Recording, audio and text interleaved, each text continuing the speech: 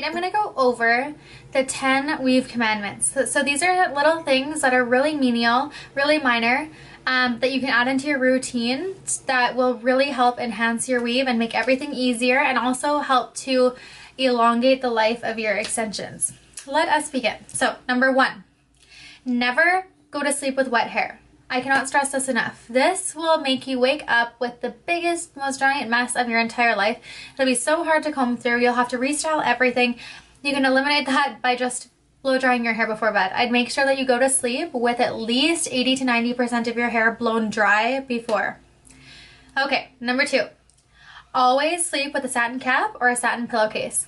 So if you watched my last video, you probably realized how important I think that this is, and I really, really, really do.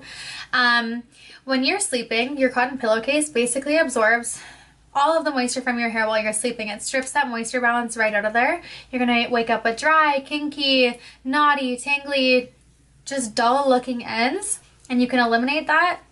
One easy step: switch to a satin pillowcase, put your hair up in a top knot, side braid or something, or sleep in a satin cap. See my last video for tips on that. Number 3, always brush your hair out before you get in the shower. So this, basically when you have knots in your hair and then you add water to it, hot water to it, and then you put some shampoo in it, and then you get a good lather going, basically you're creating a big giant mess, a big giant mat that's going to be super hard for you to comb out after your shower. So just make sure you get all those tangles out before you get it wet, because the second you get it wet, the second you get shampoo on it, it's going to become a much bigger mess for you. Number 4, limit your washing as much as you can. I know everybody's busy. I know we have active lifestyles, to the gym, whatever. Limit your washing of your weave to only twice a week.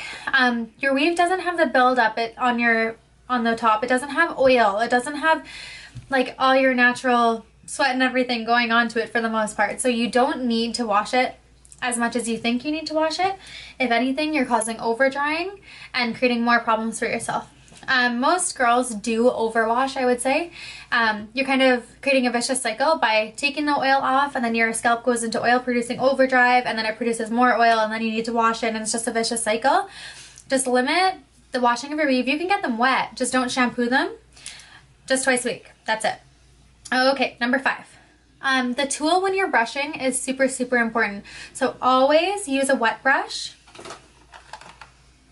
or a loop brush. I don't have a loop brush on me, but the reason for that is when your hair is wet, particularly, it's very compromised. So your hair, when it's wet, will stretch 90% of its total length.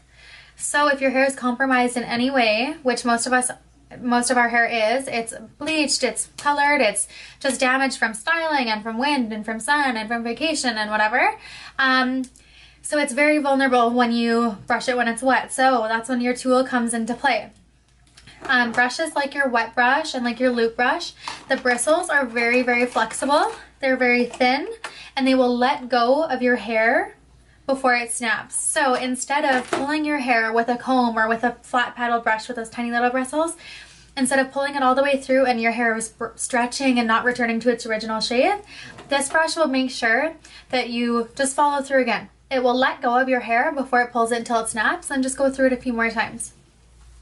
Okay, number 6, clarify your extensions. So when your extensions do feel like they get a buildup on them from product, from sweat, from whatever, they have a heaviness to them, and it will make it hard for you to style. They won't maintain volume, they won't maintain a curl, and they'll just all around feel kind of heavy, just like there's something on there. And it's a feeling that hairstylists all know, and you would know it as soon as you feel it in your hair extensions. And I always say clarify every second time that you wash your hair.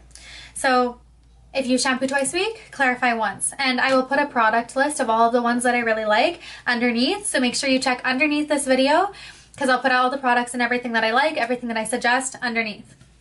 So clarifying your shampoo will just make sure that your extensions still feel really lively, that they have lots of body, that there's nothing on them that's hindering any kind of styling or anything that you're attempting to do with them, basically. It kind of is a revival for dull and old feeling hair.